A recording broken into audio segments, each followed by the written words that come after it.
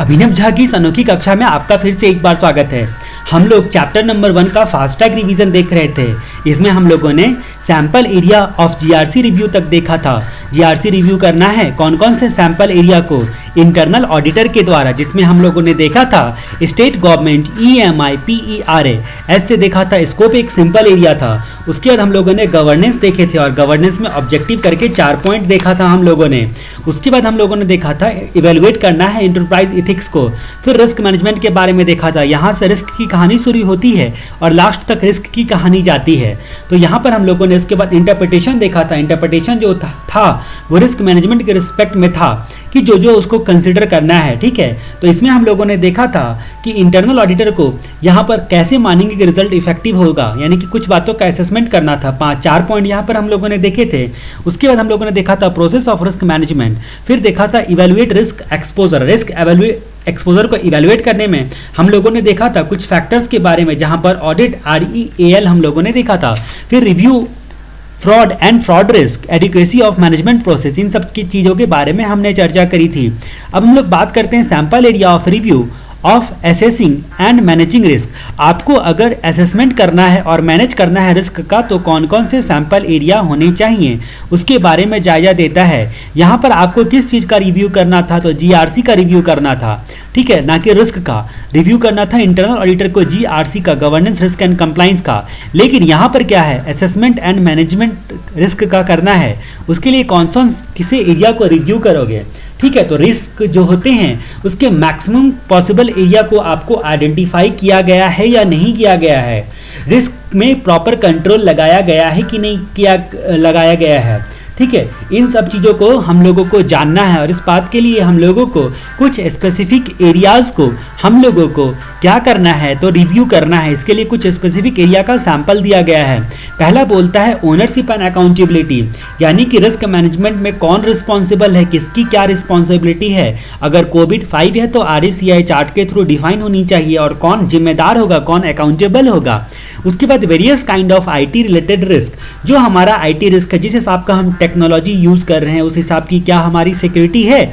जो टेक्नोलॉजी हम लोग यूज़ कर रहे हैं उसमें क्या कोई रेगुलेटरी रिक्वायरमेंट है, उसका कंप्लाइंस किया गया है।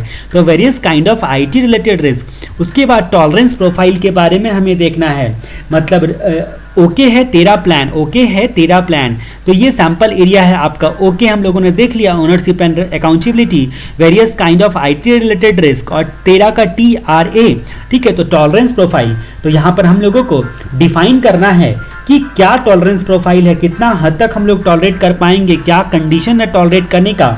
और साथ में जो है जो भी प्रोफाइल बनाए हैं हम लोगों ने अलग अलग टॉलरेबल एरिया का, उसमें जो है उसको कम्युनिकेट करना है अप्रोप्रिएट पर्सन तक। फिर रूट कॉज एनालिसिस, रिस्क का बेसिक कारण क्या है, जड़ क्या है, रूट कॉज को एनालिसिस करना है और रिस्क को मेजर करना है अकॉर्डिंगली। उसके बाद असेसमेंट मैथोलॉजी, असेसमेंट यानी कि रिस्क असेसमेंट की मैथोलॉजी क्या है उसको रिव्यू करना है, वो भी सैंपल एरिया है हमारा। मतलब इन सब एरिया को आपने रिव्यू कर लिया तो आप सही से बोल सकते हो कि रिस्क को मैनेज किया जा रहा है और असेसमेंट किया जा रहा है। और risk action plan, risk action plan का मतलब क्या हो गया, काउंटर मेजर का प्लान, कि रिस्क का जो है काउंटर मेजर किस तरह से किया जाता है। और risk action plan and reassessment, ठीक है। तो कौन सा रीअसेसमेंट का टाइम है, कितने फ्रीक्वेंसी पे आप रीअसेसमेंट करते हो रिस्क को, ये कुछ सैंपल एरिया था। उसके बाद हम लोग बात करते हैं evaluating and assessing the system of internal control. Internal control को MEA, देखो MEA, मॉनिटर, इवेलुएट और असेस। तो यहाँ पर हम लोगों का मॉनिटर के बाद इवेलुएट आ जाता है और असेसमेंट आ जाता है। जब सिस्टम ऑफ इंटरनल कंट्रोल का आपको इवेलुएट करना है और असेसमेंट करना है, MEA02 आपको याद आना चाहिए, जो कि कोविड-5 प्रोसेस रेफरेंस मॉडल में गवर्नेंस मॉडल का एक हिस्सा था। MEA03 में हम लोगों ने एक्सटर्नल कंप्लाइंस के बारे में देखा था। यहाँ पर हम लोग देखेंगे कि आपको क्या करना है। इंटरनल कंट्रोल जब आता है तो आपको स्टैंडर्ड ऑन ऑडिटिंग की याद आती है, यानी कि CA में आप लोगों को स्टैंडर्ड ऑन ऑडिटिंग पढ़ना होता है। तो C से यहाँ पर कंट्रोल और यहाँ पर एक्शन, उसके बाद स्टैंडर्ड, 3 पॉइंट में हम लोग डिस्कस कर सकते हैं। कंट्रोल बोलो तो बदलते वातावरण के साथ, चेंजिंग इन्वायरमेंट के साथ कंट्रोल जो है इफेक्टिव लगातार बना रहे, इसलिए इसको कंटिन्यूस मॉनिटर करना पड़ता है कंट्रोल को। और हम लोगों को मॉनिटर करके इवेलुएट करना पड़ता है। उसके बाद बात करते हैं एक्शन के बारे में। तो एक्शन किस लिए? क्योंकि बिजनेस कंट्रोल के वीकनेस को, इंटरनल कंट्रोल के वीकनेस को, तो जैसा कि आपने एसए में भी पढ़ा था, स्टैंडर्ड ऑन ऑडिटिंग में भी पढ़ा था, वीकनेस को जो है ऑडिटर को ढूंढना रहता है कि इंटरनल कंट्रोल में कहाँ वीकनेस रह जाता है। ठीक है, तो यहाँ पर हम लोग कंट्रोल की कमियों को पहचान कर प्रॉपर इंप्रूवमेंट के लिए हम लोगों को एक्शन लेना होता है। ठीक है, ताकि जो है मैनेजमेंट को इनकरेज करता है कि भाई आपका कंट्रोल वीकनेस को ढूंढो और उसको सुधारो। उसके बाद स्टैंडर्ड, जो आपका इंटरनल कंट्रोल और उससे रिलेटेड एश्योरेंस एक्टिविटीज है उसके लिए परफेक्ट स्टैंडर्ड लोकल या इंटरनेशनल को कंप्लाई किया जा रहा है कि नहीं किया जा रहा है। तो ये काम MEA02 हम लोगों को याद रखना है। तो इंटरनल कंट्रोल में आपको इतना तो याद रखना है।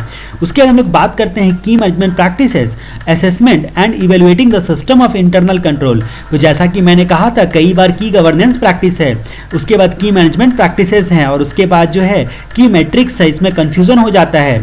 तो यहाँ पर हम लोग बात करते हैं, आपको अगर इंटरनल कंट्रोल सिस्टम का असेसमेंट एंड इवेल्युएशन करना है, उसके लिए प्रैक्टिस करनी है। तो यानी कि आपको अपनी, मान लो कि आपके घर में जो काम करने वाली बाई आती है, ठीक है, उससे आपको अपने घर के इंटरनल कंट्रोल का असेसमेंट एंड इवेल्युएशन करवाना है। तो इसकी वजह से आप क्या करते हो, वो बाई को आप जो है MBA क्वालिफाइड होनी चाहिए। ठीक है, तो MBA क्वालिफाइड होनी चाहिए। और कई स्टेट में आपको पता है कि बाई को दाई कह के भी पुकारा जाता है, दाई कह के भी पुकारा जाता है। तो MBA करके दाई का स्कोप एग्जीक्यूट करना है, MBA करके दाई का स्कोप एग्जीक्यूट करना है। ठीक है, किसी ने MBA किया है तो उसको दाई बनने का क्या स्कोप है, उसको एग्जीक्यूट करना है। यहाँ पर देखो कि मैं प्लान एश्योरेंस इनिशिएटिव, इनको ये 3 पॉइंट को मैंने स्काई ब्लू से लिखा है। इसका मतलब क्या कि ये सब एश्योरेंस इनिशिएटिव है। मतलब आपको इंटरनल कंट्रोल को असेसमेंट और इवेलुएट करने के लिए एक प्रैक्टिस में आपको 3 चीजें आती हैं। एश्योरेंस इनिशिएटिव का आपको प्लान करना है, उसके बाद स्कोप डिसाइड करना है एश्योरेंस इनिशिएटिव का, और उसके बाद एग्जीक्यूट करना है एश्योरेंस इनिशिएटिव को। ये काम करने वाला एक ही बंदा होगा, ऑडिटर। ठीक है, तो एश्योरेंस इनिशिएटिव का आपको प्लान करना है, उसके बाद फिर बोलता है कि स्कोप डिसाइड करना है और एक्सटेंड करना है, एग्जीक्यूट करना है, एश्योरेंस इनिशिएटिव को। तो ये लास्ट 3 पॉइंट आपको ऐसे ही याद हो गए। सबसे पहले हम लोग बात करते हैं मॉनिटर इंटरनल कंट्रोल। सबसे पहले हमारा पॉइंट आता है मॉनिटर करना है इंटरनल कंट्रोल को। मतलब इंटरनल कंट्रोल का वीकनेस ढूंढने के लिए आपको उसको लगातार जो है मॉनिटर करते रहना है, ताकि जो है आप ढूंढ कर वीकनेस को इंप्रूव कर पाओ। देखो MBA का M तो मॉनिटर है, और साथ में दाई का देखो यहाँ पर identify and report control deficiency. आप मॉनिटर करोगे तो आपको डिफिशियंसी पता चलेगी, और जब डिफिशियंसी पता चली तो आइडेंटिफाई एंड रिपोर्ट करना है कंट्रोल डिफिशियंसी को। उसके सेकंड नंबर पॉइंट आता है review business process control effectiveness. Business process में सही तरीके से कंट्रोल लगा गया है कि नहीं लगाया गया है, इस बात को आपको जो है रिव्यू करना है। और रिव्यू करना नहीं है खुद से, एक्चुअली करवाना है, एक्सटर्नल ऑडिटर से रिव्यू करवाना है कि आपका इफेक्टिवनेस सही है कि नहीं बिजनेस प्रोसेस का। ठीक है, तो देखो MBA का B के साथ बिजनेस प्रोसेस कंट्रोल इफेक्टिवनेस, इसके लगे हाथ हम लोग दाई का A भी देख लेते हैं। इंश्योर करना है कि जो एश्योरेंस प्रोवाइडर है वो इंडिपेंडेंट एंड क्वालिफाइड है। देखो इसी पॉइंट से हम लोगों ने कनेक्ट कर दिया। इंश्योर करना है कि assurance provider are independent and qualified. ठीक है भाई, ये पॉइंट भी हमारा हो गया। यहाँ पर डिफिशियंसी वाला भी हो गया, और यहाँ पर एश्योरेंस प्रोवाइडर के बारे वाला भी हो गया। उसके बाद परफॉर्म कंट्रोल सेल्फ असेसमेंट। बाहर वालों से तो आप असेसमेंट करवाते ही हो, खुद से भी मैनेजमेंट को इनकरेज करना है कि वो सेल्फ असेसमेंट करे, ताकि इंटरनल कंट्रोल की वीकनेस का पता लगाया जा सके। और plan assurance initiative, scope assurance initiative और एग्जीक्यूट एश्योरेंस इनिशिएटिव, ये तो हम लोग देख ही चुके थे। तो monitor internal control, review business process control effectiveness, perform control self assessment, और उसके बाद डी से हम लोगों ने देखा था identify and report control deficiency, ensure that assurance provider are independent and qualified, यहाँ पर उसके plan assurance initiative, scope assurance initiative और एग्जीक्यूट जो एश्योरेंस इनिशिएटिव है। इतनी सारी बातें हम लोगों ने देखी। अब हम लोग सारी चीज़ों को एक बार रिवाइज करते हैं। जैसा कि मैंने बोला था कि कुछ कंफ्यूजन एरिया आपके होंगे जो आपको काफ़ी कंफ्यूज करते हैं। यहाँ पर जो बेनिफिट्स तो बहुत तरह के हमें पढ़ने हैं। यहाँ पर हम लोगों ने कोविड-5 का बेनिफिट को कंसिडर, जैसे मैंने नहीं लिखा हुआ है। हम लोग यहाँ पर गवर्नेंस के बारे में मुख्य चर्चा करते हैं। गवर्नेंस, IT गवर्नेंस और GEIT, governance of enterprise IT, इन तीनों का आपको बेनिफिट्स पढ़ना था। गवर्नेंस में मैंने जो है ऋतिक रोशन का एग्जाम्पल लिया था लक्ष्य मूवी का। IT गवर्नेंस में मैंने आरती के बारे में बताया था। ठीक है, और उसके बाद GEIT में मैंने मेमोरी टेक्निक नहीं बताया था, लेकिन यहाँ पर बता देता हूँ। Align LTC with board, LTC को आपको अलाइन करना है बोर्ड के साथ, तो ये बेनिफिट है। तो इसके बारे में हम लोग कुछ चर्चा कर लेते हैं। हम लोगों ने गवर्नेंस के बेनिफिट के बारे में देखा था। आप स्टडी मटेरियल में अपना टॉपिक नंबर 1.3.1 में देख सकते हो, जो कि मेरे सामने जो स्टडी मटेरियल खुली हुई इसमें पेज नंबर 1.6 पे है। तो वहां पर आपको ढूंढ के निकालना है और मेरे साथ साथ देखना है, रिवाइज करना है बोलो तो। ठीक है, तो गवर्नेंस के बेनिफिट में मिशन एंड स्ट्रैटेजी हम लोगों ने देखा था। इंटरप्राइज के ऑब्जेक्टिव को पाने के लिए डिसीजन ट्रांसपेरेंट होना चाहिए और अकाउंटेबिलिटी फ्रेमवर्क की स्ट्रैटेजी जो होती है वो सही देने वाला कौन है? गवर्नेंस है। गवर्नेंस और क्या काम करता है? इनकरेज करता है कि आईटी हमेशा डिजायरेबल बिहेवियर दे, और यहाँ पर डिजायरेबल बिहेवियर देने के लिए आईटी को सही दिशा में इंप्लीमेंट और इंटीग्रेट करता है। उसके बाद यहाँ पर ऑर्गेनाइजेशन स्ट्रक्चर में अगर कोई वीकनेस रह जाता है, यानी कि ऑर्गेनाइजेशन स्ट्रक्चर में स्टेबिलिटी प्रोवाइड करता है और वीकनेस को ओवरकम करता है ये गवर्नेंस। रिलेशनशिप इंप्रूव करता है, ना केवल इंटरनल बल्कि एक्सटर्नल भी। उसके बाद फिर बोलता है कि इफेक्टिव डिसीजन लेने में गवर्नेंस काफी मदद करता है। उसके बाद आईटी गवर्नेंस हम लोगों ने देखा था। आईटी गवर्नेंस में हम लोगों ने क्या देखा था? हम लोगों ने आईटी गवर्नेंस में देखा था इंक्रीज करता है डिलीवरी और सेटिस्फैक्शन। तो डेली सेटिस्फैक्शन इंक्रीज होता है तो इंक्रीज करता है डिलीवरी। ठीक है, तो वैल्यू डिलीवर जो आईटी से होता है उसको इंक्रीज करता है। कस्टमर का सेटिस्फैक्शन आईटी यूज से इंक्रीज करता है। इंप्रूव में देखा था हम लोगों ने एजिलिटी। एजिलिटी का मतलब रिस्पॉन्सिव होता है, तो बिजनेस नीड्स के सपोर्ट के लिए एजिलिटी इंप्रूव करता है। आर से देखा था हम लोगों का रिस्क मिटिगेट करता है, खासकर आईटी से रिलेटेड। टी से हम लोगों ने देखा था ट्रांसपेरेंसी और आईटी कंट्रीब्यूशन को इंप्रूव करता है बिजनेस में। और आई से हम लोगों ने देखा था इंटीग्रेट करता है जितने भी कानून होते हैं उनके कंप्लाइंस को।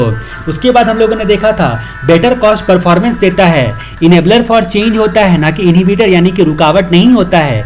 इसके बाद हम लोगों ने देखा था यहाँ पर आईटी गवर्नेंस में हम लोगों ने देखा था for every defined benefit it is critical to ensure. हर एक जितने भी यहाँ पर डिफाइंड बेनिफिट है उसमें इंश्योर करना क्रिटिकल है कि ओनरशिप डिफाइंड एंड एग्रीड होना चाहिए। सारे बिजनेस जो होते हैं वो रिलेवेंट और लिंक्ड होने चाहिए बिजनेस स्ट्रैटेजी से। उसके तीसरा पॉइंट हम लोगों ने यहाँ पर देखा था कि बेनिफिट रिलाइज होने का टाइम जो है रियलिस्टिक और डिटरमाइंड होना चाहिए। बेनिफिट को पाने में क्या क्या रिस्क एजम्पशन या फैक्टर्स को कंसिडर किए हैं उस बात का पूरा जायजा होना चाहिए। रिस्क को मेजर कैसे करना है, रिस्क का परफॉर्मेंस को मेजरमेंट कैसे करना है वो आइडेंटिफाइड होना चाहिए। और टाइम पर और आसानी से जो मेजरमेंट करने के लिए हमको डाटा चाहिए वो रिकवर हो जाना चाहिए। तो फॉर एवरी डिफाइंड बेनिफिट, ये जितने भी बेनिफिट हैं उसके लिए ये सब कुछ काम हम लोगों को करना था। उसके बाद हम लोग देखते हैं जीआईटी का बेनिफिट क्या होता है। तो सबसे पहले हम लोगों का जीआईटी का बेनिफिट में आता है अलाइन। कंसिस्टेंट अप्रोच से आईटी और बिजनेस स्ट्रैटेजी को अलाइन करके रखता है। कंसिस्टेंट अप्रोच से आईटी और बिजनेस की स्ट्रैटेजी को अलाइन करके रखता है। उसके बाद हम लोगों ने एलटीसी देखा था। एल का मतलब हम लोगों ने देखा था आईटी रिलेटेड सारे डिसीजन को एंटरप्राइज की स्ट्रैटेजी की दिशा में रखता है, मतलब लाइन में रखता है, इन लाइन विथ जो बिजनेस स्ट्रैटेजी होता है, मतलब अलाइन तो करता ही है साथ में दिशा जो है वो सही रखता है। टी से हम लोगों का क्या आता है? टी से आता है इफेक्टिव एंड ट्रांसपेरेंट। यहाँ पर ट्रांसपेरेंसी को इंश्योर करता है आईटी के यूज में। ठीक है, आईटी प्रोसेस में ट्रांसपेरेंसी को जो है इंश्योर करता है। उसके बाद सी से compliance, legal and regulatory requirement के कंप्लायंस को कंफर्म करता है। और उसके बाद विथ बोर्ड इंश्योर करता है कि गवर्नेंस बोर्ड लोगों के रिक्वायरमेंट्स को पूरा कर रही है, इस बात को इंश्योर करता है। ये जीआईटी के बेनिफिट में हम लोगों ने। उसके बाद हम लोग बात करते हैं कि practices to determine status of IT governance. IT governance के स्टेटस को डिटरमाइन करने के लिए की प्रैक्टिसेस हम लोगों ने कंफ्यूजन का हमारा दूसरा एरिया है। और यहाँ पर तीसरा एरिया है की गवर्नेंस प्रैक्टिसेस। की गवर्नेंस प्रैक्टिसेस जब आएगा तो जीईआईटी में जब आता है तो इवेल्युएट, डायरेक्ट और मॉनिटर करना गवर्नेंस सिस्टम को, और रिस्क मैनेजमेंट में इवेल्युएट, डायरेक्ट और मॉनिटर करना रिस्क मैनेजमेंट को। इत्तेफाक से की गवर्नेंस प्रैक्टिसेस का जो दोनों सवाल है, गवर्नेंस प्रैक्टिसेस जब आपको बोलेगा तो दोनों में ईडीएम आ जाता है और ईडीएम आ जाता है, चाहे वो रिस्क मैनेजमेंट हो चाहे वो जीईआईटी हो। इसके बाद यहाँ पर की गवर्नेंस प्रैक्टिसेस और की मैनेजमेंट प्रैक्टिसेस से कंफ्यूज नहीं होना है, ये की गवर्नेंस प्रैक्टिसेस वर्ड है। तो आपको ध्यान देना है कि जब गवर्नेंस आता है तो ईडीएम दोनों जगह पे आ गया है, जीईआईटी में गवर्नेंस सिस्टम का और रिस्क मैनेजमेंट में ईडीएम ऑफ रिस्क मैनेजमेंट का। ठीक है, उसके बाद हम लोगों ने की practices to determine status of IT governance. Status करके मैंने बोला था कि आपका स्टेटस बहुत अच्छा है और आप रोबोट के साथ जो है कराटे की प्रैक्टिस करते हो, हम व्हाट करके।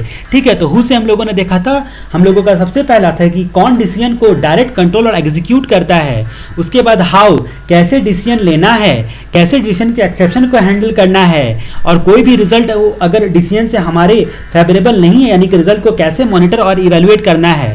उसके बाद हम लोगों को यहाँ पर है कि की practices to determine status of IT governance में सबसे पहला हमारा आता है व्हाट। तो यहाँ पर डिसीजन लेने में क्या क्या इन्फॉर्मेशन की जरूरत पड़ती है, क्या मैकेनिज्म डिसीजन लेने में फॉलो करना पड़ेगा, क्या उसकी जरूरत पड़ती है। तो इस तरीके से की प्रैक्टिसेस और की गवर्नेंस प्रैक्टिसेस को हम लोगों ने रिवाइज किया। उसके बाद हम लोग बात करते हैं की मैनेजमेंट प्रैक्टिसेस की।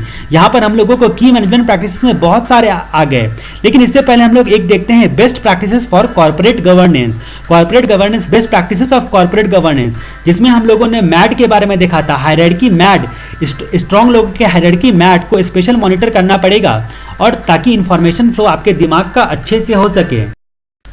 तो best practices of corporate governance में हम लोगों ने हायरार्की देखा था। ऑर्गेनाइजेशन में अप्रूवल की हायरार्की जो होती है वो हर एक लेवल पर प्री डिफाइंड होनी चाहिए और सबकी रोल एंड रिस्पॉन्सिबिलिटी क्लियर होनी चाहिए। मैड का मतलब हम लोगों ने देखा था मैनेजर और ऑडिटर और डायरेक्टर, मैनेजर ऑडिटर और डायरेक्टर मैड देखा था। मैड के साथ जो है इंटरेक्शन और कॉर्पोरेशन का पूरा मैकेनिज्म होना चाहिए। स्ट्रॉन्ग में हम लोगों ने देखा था audit, risk management, internal control हमारा स्ट्रॉन्ग होना चाहिए। स्पेशल मॉनिटर में देखा था कॉन्फ्लिक्ट ऑफ इंटरेस्ट वाले एरिया में रिस्क एक्सपोजर का स्पेशल मॉनिटर करना पड़ेगा। और इंफॉर्मेशन फ्लो अच्छा होना चाहिए, within the organization and outside the organization अच्छा होना चाहिए। ये हम लोगों ने देखा था। की मैनेजमेंट प्रैक्टिस में हम लोगों ने देखा था where business value is derive from IT के इस्तेमाल से बिजनेस वैल्यू डिराइव हुई है या नहीं हुई है, इसके लिए हम लोगों ने देखा था ईडीएम, वैल्यू ऑप्टिमाइजेशन। तो देखो यहाँ पर मैनेजमेंट प्रैक्टिस है, लेकिन केवल एक ही ऐसा मैनेजमेंट प्रैक्टिस है जिसमें ईडीएम आता है, लेकिन गवर्नेंस प्रैक्टिस में हर केस में ईडीएम आता है। तो यहाँ पर इंश्योर करना है, डायरेक्ट करना है और मॉनिटर करना है वैल्यू ऑप्टिमाइजेशन। उसके बाद हम लोगों ने देखा था की management practices for implementing risk management. इसमें हम लोगों ने की मैनेजमेंट प्रैक्टिस क्या होंगे रिस्क मैनेजमेंट को इंप्लीमेंट करने के लिए, रिस्क लेने के लिए कौन गया था, सीए साहब गया था, सीए मर्द गया था। सी से कलेक्ट डाटा, ए से एनालाइज रिस्क, उसके बाद मेंटेन रिस्क पोर्टफोलियो, ए से हम लोगों ने देखा था आर्टिकुलेट रिस्क, और उसके बाद यहां पर बोलते हैं कि डी आर देखा था, डी पहले देखा था डिफाइन एक्शन को डिफाइन करना है, और आर से रिस्पॉन्स टू रिस्क को रिस्पॉन्स करना है। फिर बोलता है की management practices for ensuring compliance with external मतलब ensuring compliance with external requirement, यहाँ पर रिक्वायरमेंट होगा, ठीक है। की मैनेजमेंट प्रैक्टिसेस कंप्लायंस करने के लिए एक्सटर्नल रिक्वायरमेंट के साथ। तो हम लोगों ने देखा था कंप्लायंस की जब बात आती है तो सी से कंप्लायंस और सी से कोको आपको याद रखना है, ठीक है। तो आपको जो है रिस्क कंप्लायंस को कंटिन्यूसली आइडेंटिफाई करना है, रिस्पॉन्स ऑप्टिमाइज करना है, ठीक है। आपको रिस्पॉन्स देना है जो इस हिसाब से आपको कंटिन्यूसली जो भी कानून में बदलाव आया उस हिसाब से आपको रिस्पॉन्स करना है। उसके बाद जो है कंप्लायंस को कंफर्म करना है, ठीक है। कंफर्म करना है बोले तो करवाना है ऑडिटर वगैरह लोगों से। फिर ऑब्टेन करना है एश्योरेंस, यानी कि जैसे डिपार्टमेंट से आपको एक्नॉलेजमेंट वगैरह सब लेना है ताकि हमने जो है कंप्लायंस किया इस बात का सबूत भी लेना है। इस तरीके से हमारा चैप्टर 1 का फास्ट ट्रैक रिवीजन खत्म होता है 11 mg की।